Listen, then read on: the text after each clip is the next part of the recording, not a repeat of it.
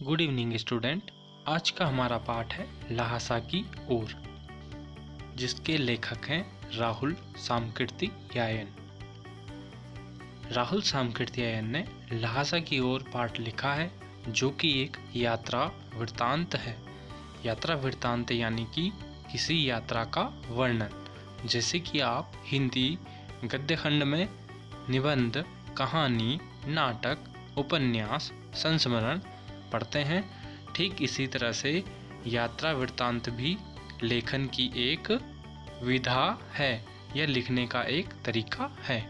तो जो राहुल सामकृतियायन है, उन्होंने अपनी यात्रा का वर्णन इस पाठ में दिया है और यह यात्रा उन्होंने 1929 यानी कि वर्तमान समय से लगभग 90 साल पहले की थी। अब उन्होंने यह यात्रा क्यों की थी?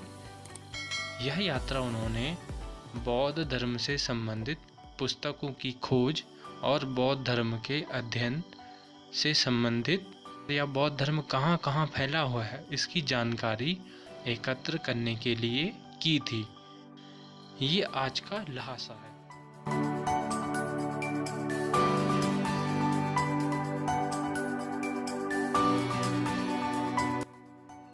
राहुल सामकृतियायन का जीवन परिचय। राहुल सामकृतियायन का जन्म सन 1893 में उनके ननिहाल गांव पंदाहा, जिला आजमगढ़, उत्तर प्रदेश में हुआ। उनका पैतृक गांव कनेला था। उनका मूल नाम केदार पांडेय था। उनकी शिक्षा काशी, आगरा और लाहौर में हुई। सन 1930 में उन्होंने श्रीलंका जाकर बौद्ध धर्म को ग्रहण कर लिया। तो जैसे ही उन्होंने बौद्ध धर्म को ग्रहण किया, उसके बाद उन्होंने बौद्ध धर्म से संबंधित बहुत सारी जानकारियाँ या बौद्ध धर्म से संबंधित किताबों की खोज के लिए उन्होंने विभिन्न देशों की यात्रा की और तब से उनका नाम राहुल सामकृतियायन हो गया। यानी कि उनका मूल नाम था केदार पांडेय, और जब उन्होंने बौद्ध धर्म ग्रहण कर लिया यानी हिंदू धर्म से बौद्ध धर्म को उन्होंने ग्रहण किया, तो उन्होंने अपना नाम बदलकर राहुल सामकृतियायन कर लिया। राहुल जी पाली, प्राकृत, अपभ्रंश, तिब्बती, चीनी, जापानी, रूसी सहित अनेक भाषाओं के जानकार थे। उन्हें महापंडित कहा जाता था और सन 1963 में उनका देहांत हो गया। राहुल सामकृतियायन बहुत सारी भाषाओं के जानकार थे, इसलिए उन्हें महापंडित भी कहा जाता है। राहुल सामकृतियायन ने उपन्यास, कहानी, आत्मकथा, यात्रा वृत्तांत, जीवनी, आलोचना, शोध आदि अनेक विधाओं में साहित्य सृजन किया। तो जैसे हमने आपको बताया, यात्रा वृत्तांत से संबंधित उनका यह पाठ ल्हासा की ओर है। तो उन्होंने बहुत सारी विधाओं में लेखन कार्य किया। इतना ही नहीं, उन्होंने अनेक हिंदी ग्रंथों या अनेक ग्रंथों का हिंदी में अनुवाद किया।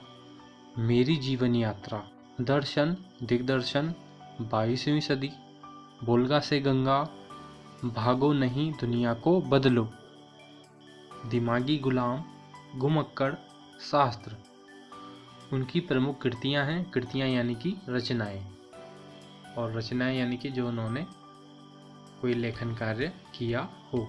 तो ये इनकी किताबों के नाम हैं, यहाँ पे आपके सामने जो दिख रहे हैं काले अक्षरों में छपे हुए। साहित्य के अलावा दर्शन, राजनीति, धर्म, इतिहास, विज्ञान, विभिन्न विषयों पर राहुल जी द्वारा रचित पुस्तकों की संख्या लगभग 150 है। राहुल जी ने बहुत सी लुप्त प्राय सामग्री का उद्धार कर अत्यंत महत्वपूर्ण कार्य किया है। जैसे उन्होंने अपनी यात्राएं विभिन्न देशों में की, तो वहाँ उन्होंने पुराने किताबों को भी खोज निकाला और उन किताबों को उन्होंने दोबारा से लिखा, उन किताबों की दोबारा से छपाई की। यात्रा वृत्त लेखन में राहुल जी का स्थान अन्यतम है।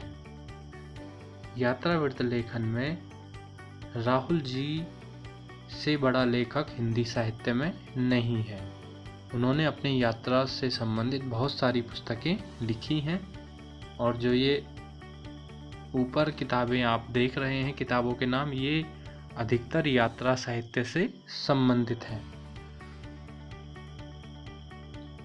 उन्होंने घुमक्कड़ी का शास्त्र रचा और उससे होने वाले लाभों का विस्तार से वर्णन करते हुए मंजिल के स्थान पर यात्रा को ही घुमक्कड़ का उद्देश्य बताया। उन्होंने घुमक्कड़ी को ही अपने जीवन का मुख्य उद्देश्य बताया है।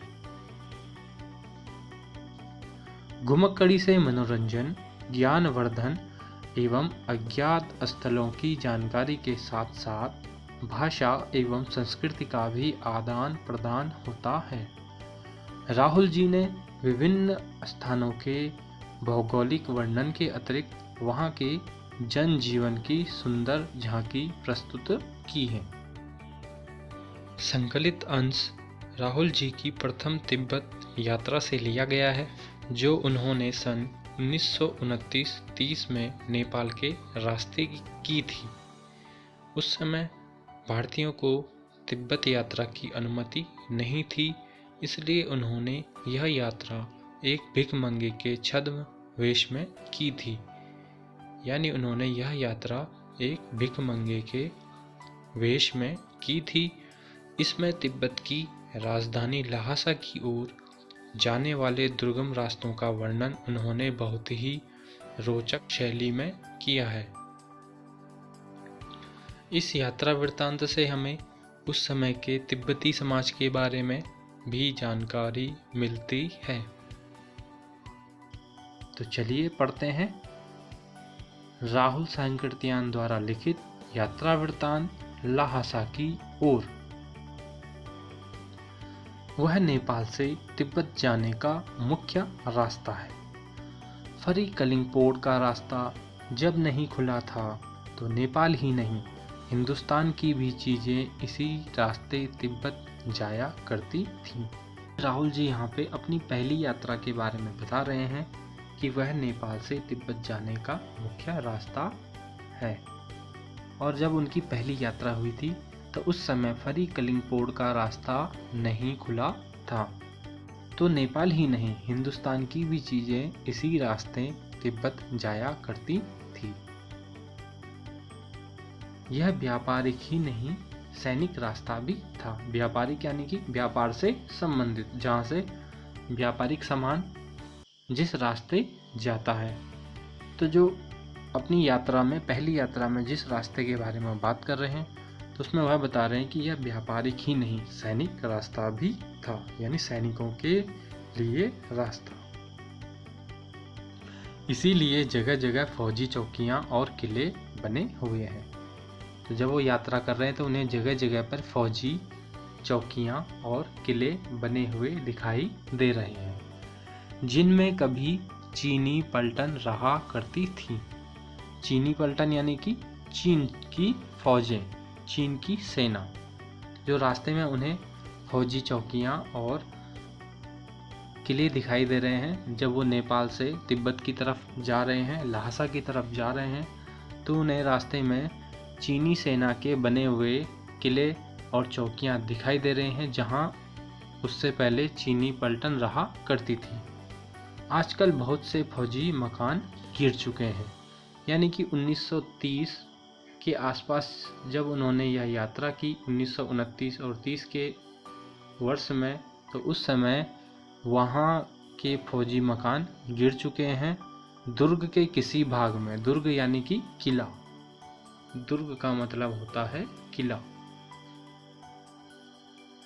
दुर्ग के किसी भाग में जहाँ किसानों ने अपना बसेरा बना लिया है, वहाँ घर कुछ आबाद दिखाई पड़ते हैं।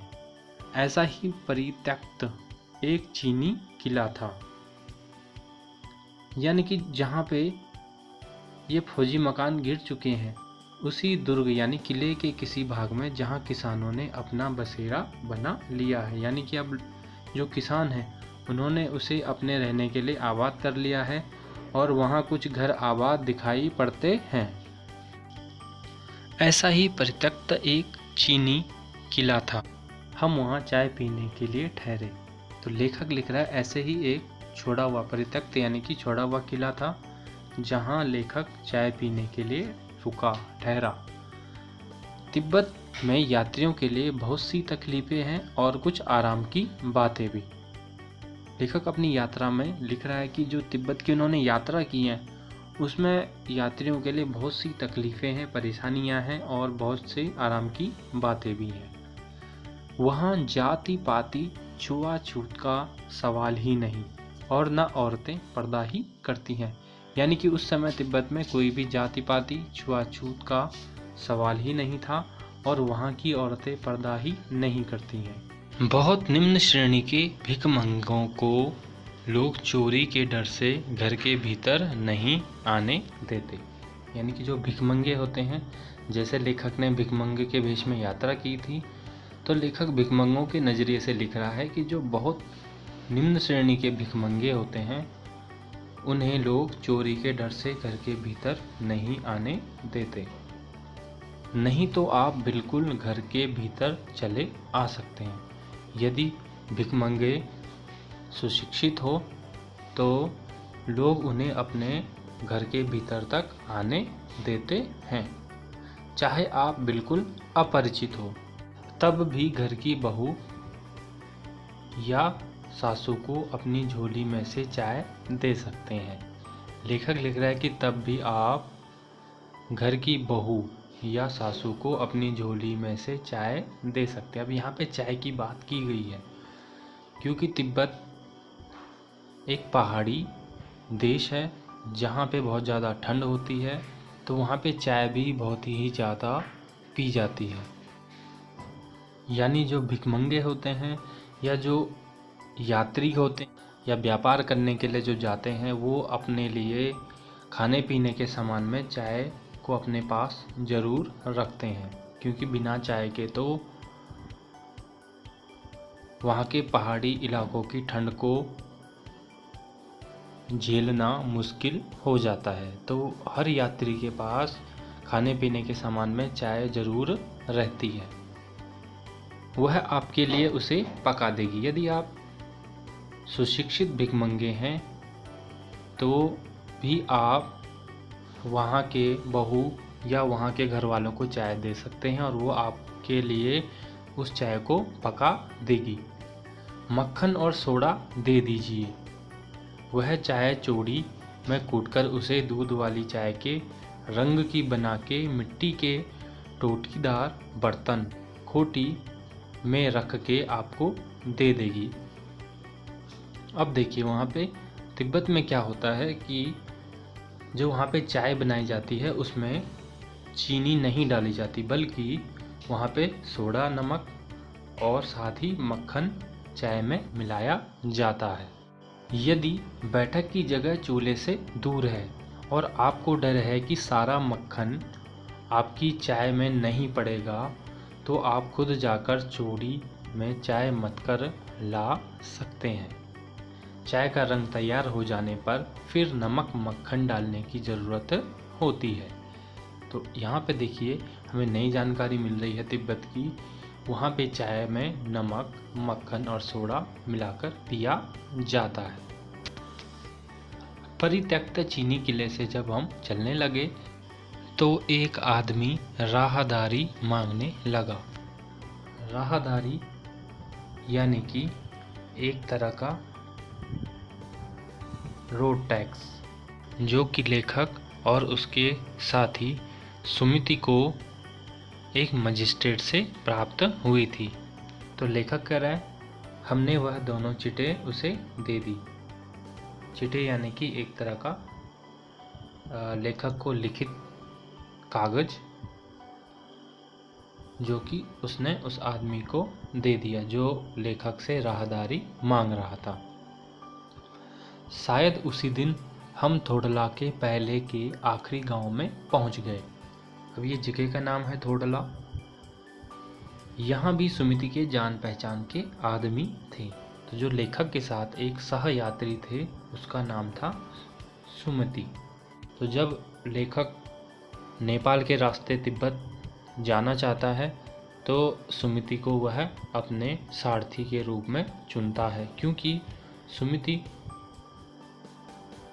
तिब्बत का रहने वाला है जो कि मंगोल है और वहाँ की भाषा को वह समझता है और उस इलाके के लोगों को भी वह जानता है। तो लेखक लिख रहा है यहाँ भी सुमिति के जान पहचान के आदमी थे और भिख मंगे रहते भी ठहरने के लिए अच्छी जगह मिली। लेखक जब भिख मंगे के वेश में यात्रा कर रहे हैं तो उन्हें वहाँ ठहरने के लिए जगह मिल गई। कहाँ पे? यानी थोडला से पहले के आखिरी गांव में जब वो पहुँचे तो वहाँ उन्हें रहने के लिए जगह मिली। 5 साल बाद हम इसी रास्ते लौटे थे और भिखमंगे नहीं, एक भद्र यात्री के वेश में घोड़ों पर सवार होकर आए थे, किंतु उस वक्त किसी ने हमें रहने के लिए जगह नहीं दी। तो लेखक फिर बाद वाली यात्रा के बारे में बता रहा है कि जब वह 5 साल बाद वह इसी रास्ते से लौटा तो उस समय वह भिखमंगे नहीं, एक भद्र यात्री यानी एक सज्जन यात्री के वेश में उसने यात्रा की। तो उस समय वह घोड़ों पर सवार होकर आए थे, किंतु उस वक्त किसी ने हमें रहने के लिए जगह नहीं दी थी। जबकि पहले फर्स्ट यात्रा में लेखक भिखमंगे के वेश में था, उस समय उसे रहने के लिए जगह मिल गई। और हम गांव के एक सबसे गरीब झोपड़े में ठहरे थे। तो लेखक जब दूसरी यात्रा करता है तो उस समय जगह न मिलने के कारण गांव के सबसे गरीब झोपड़े में रहने को मजबूर होते हैं। लेखक आगे लिखते हैं, बहुत कुछ लोगों की उस वक्त की मनोवृत्ति पर ही निर्भर है, खासकर शाम के वक्त छड़ पीकर बहुत कम होश हवास को दुरुस्त रखते हैं।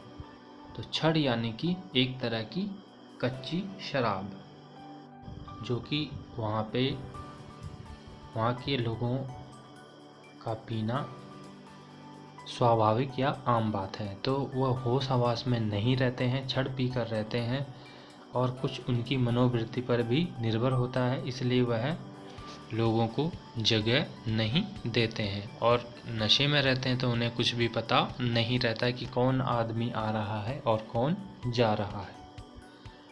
अब हमें सबसे बिकट डांडा थोडला पार करना था।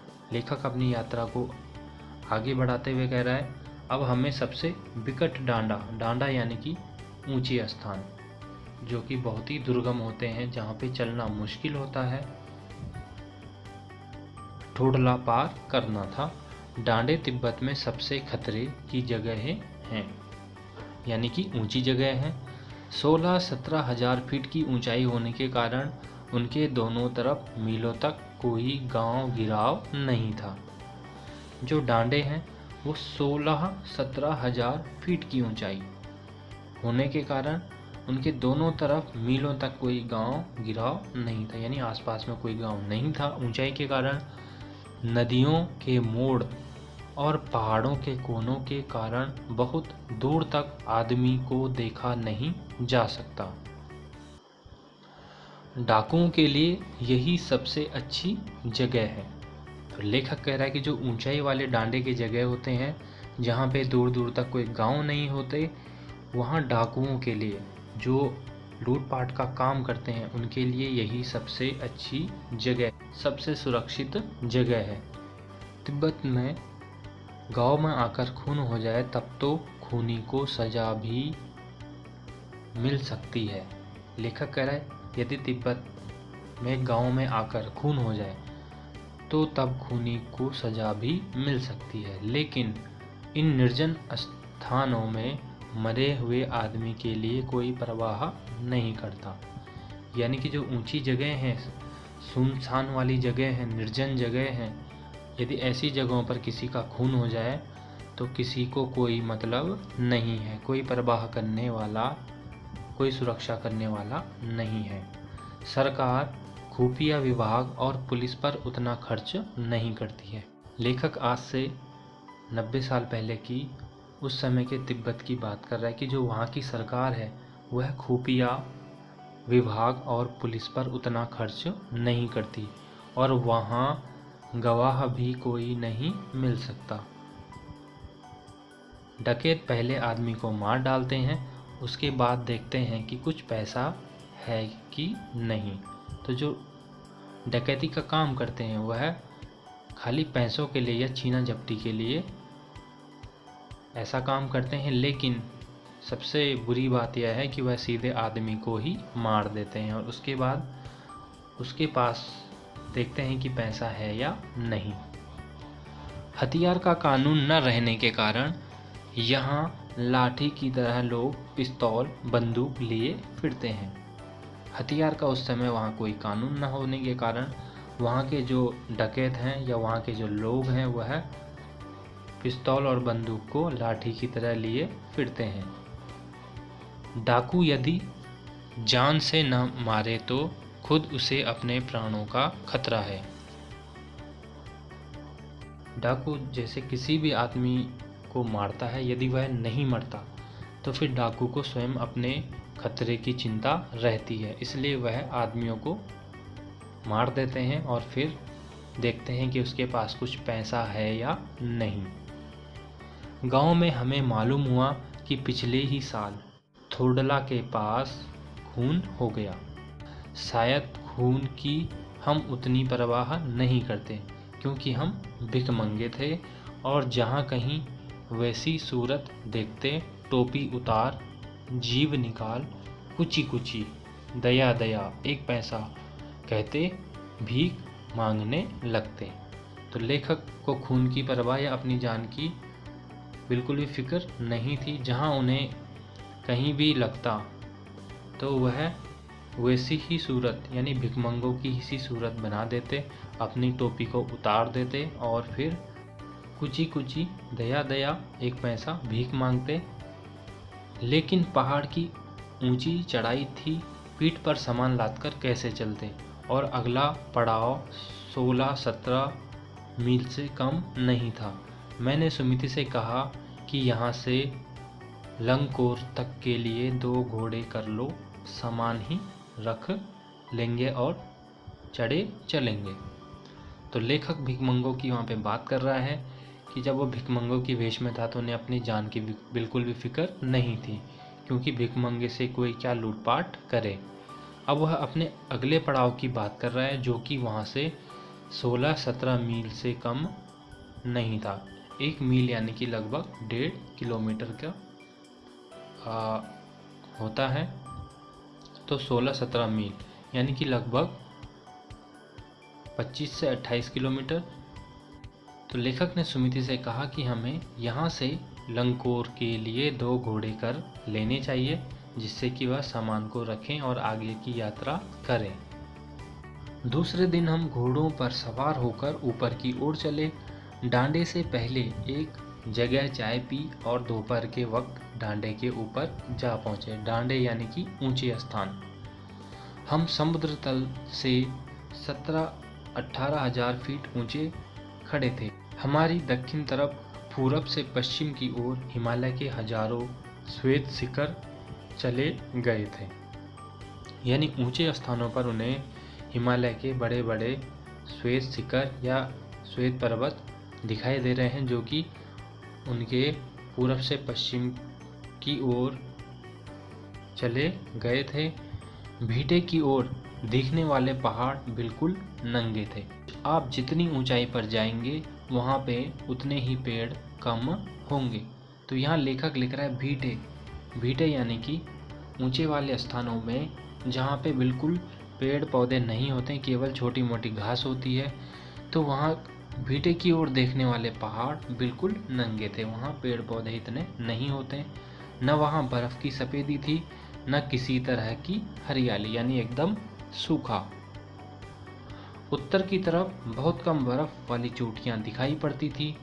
सर्वोच्च स्थान पर डांडे के देवता का स्थान था। यानी कि जहाँ पे ऊंचे ऊंचे डांडे होते हैं वहाँ पे जो सबसे ऊंचा स्थान होता है वह तिब्बत में देवताओं का स्थान होता है। जो पत्थरों के ढेर, जानवरों की सींगों और रंग बिरंगे कपड़े की झंडियों से सजाया गया था। यानी कि जो डांडे के देवता का स्थान था वह बहुत सारे पत्थरों के ढेर, जानवरों की सींगों और रंग बिरंगे कपड़े की झंडियों से सजाया गया था। अब हमें बराबर उतराई पर चलना था। तो पहले तो लेखक ऊपर की तरफ जाता है, अब उसे उतराई यानी नीचे की तरफ चलना है। चढ़ाई तो कुछ दूर थोड़ी मुश्किल थी, लेकिन उतराई बिल्कुल नहीं। यानी जब ऊपर को पहाड़ों पे चलते हैं तो चलने में मुश्किल होती है, लेकिन जब नीचे की तरफ रास्ता होता है तो उसमें आने में इतनी मुश्किल नहीं होती। शायद 2-1 और सवार साथी हमारे साथ चल रहे थे। यानी जब साथ में कोई सफ़र करने वाला हो, बात करने वाला हो तो रास्ते का पता नहीं चलता। मेरा घोड़ा कुछ धीमे चलने लगा। लेखक कह रहा है जो लेखक का घोड़ा था वह कुछ धीमे चलने लगा। मैंने समझा कि चढ़ाई की थकावट के कारण ऐसा कर रहा है और उसे मारना नहीं चाहता था। तो लेखक ने समझा शायद पहले उसने चढ़ाई की थी तो इसलिए उसे थकावट हो गई हो, जिस कारण से लेखक उस घोड़े को मारना नहीं चाहता था। धीरे धीरे वह बहुत पिछड़ गया और मैं दोनकिव क्वास्तो की तरह अपने घोड़े पर झूमता हुआ चला आ रहा था। दोनकिव क्वास्तो यानी कि स्पेनिश उपन्यास के लेखक का नायक, जो कि घोड़े में सवार होकर झूमता रहता था। जान नहीं पड़ता था कि घोड़ा आगे जा रहा है या पीछे। जब मैं जोर देने लगता तो वह और सुस्त पड़ जाता। एक जगह 2 रास्ते फूट रहे थे। मैं बाएं का रास्ता ले मील 1.5 मील चला गया। आगे एक घर में पूछने से पता लगा कि लंगकोर का रास्ता दाहिने वाला था। फिर लौटकर उसी को पकड़ा। 4-5 बजे के करीब मैं गांव से मील भर पर था तो सुमिति इंतजार करते हुए मिले। मंगोलों का मुंह वैसे ही लाल होता है और अब तो वह पूरे गुस्से में था। मंगोल यानी कि मंगोलिया के रहने वाले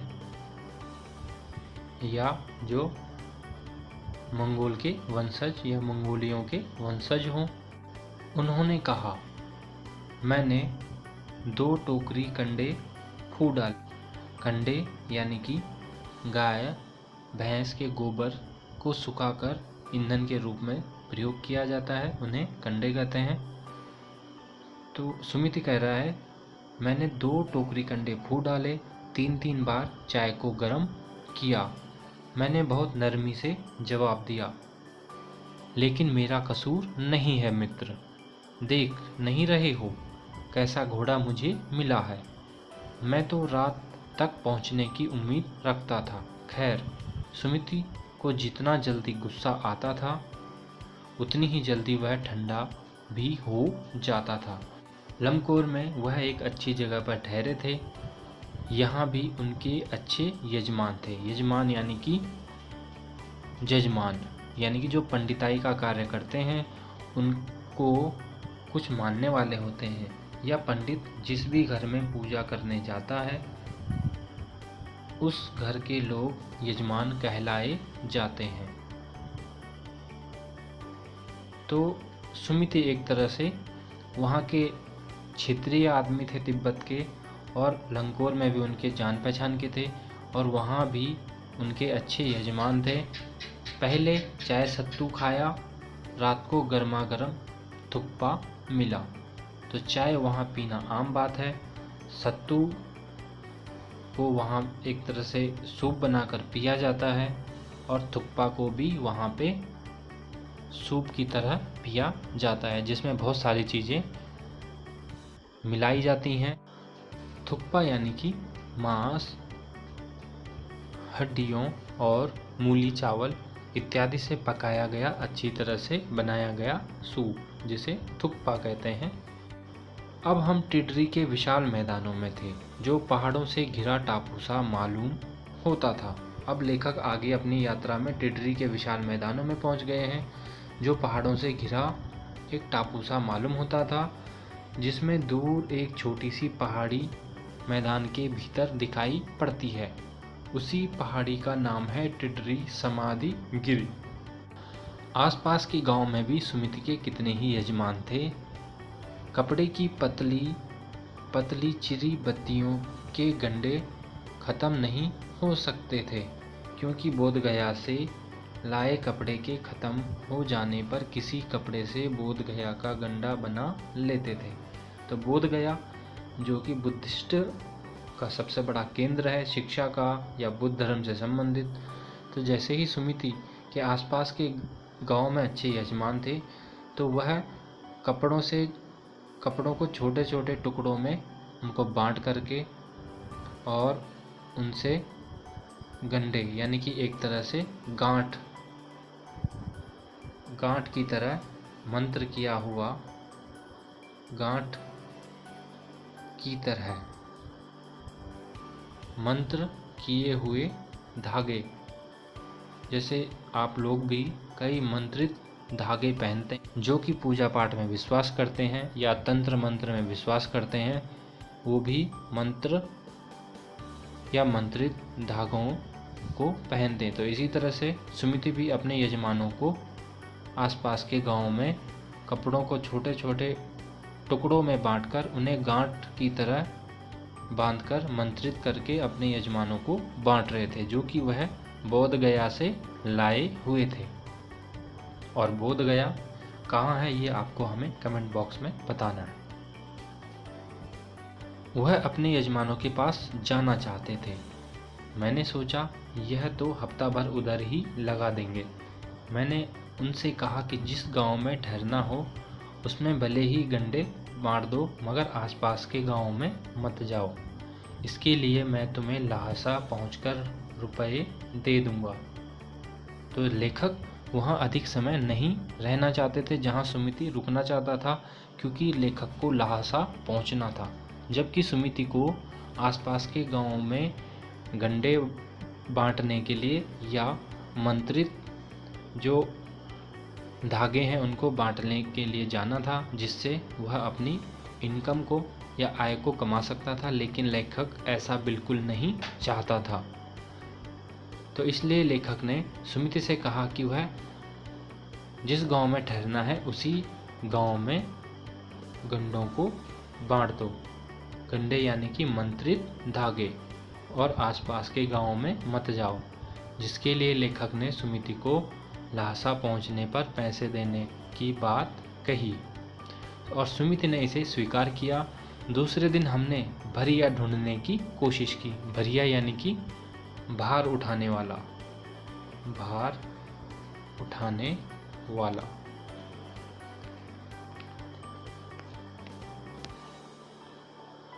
लेकिन कोई न मिला। सवेरे ही चल दिए होते तो अच्छा था, लेकिन अब 10-11 बजे की तेज धूप में चलना पड़ रहा था। तिब्बत की धूप भी बहुत कड़ी मालूम होती है। तो लेखक तिब्बत की धूप के बारे में कह रहे हैं कि जो वहाँ की धूप होती है वह बहुत ही कड़ी होती है, यानी कि बहुत ही मुश्किल होती है, जिसे सहन करना मुश्किल होता है। यद्यपि थोड़े से भी मोटे कपड़े से सिर को ढक लें तो गर्मी खत्म हो जाती है। आप 2 बजे सूरज की ओर मुँह करके चल रहे हैं। ललाट धूप से जल रहा है और पीछे का कंधा बर्फ हो रहा है।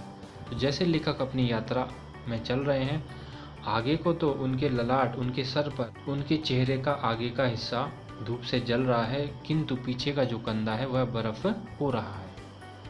फिर हमने पीठ पर अपनी चीज़ें लादी, डंडा हाथ में लिया और चल पड़े। यानी पहाड़ों पर ऊपर चढ़ने के लिए हाथ में डंडा लेकर डंडे के सहारे से चला जाता है।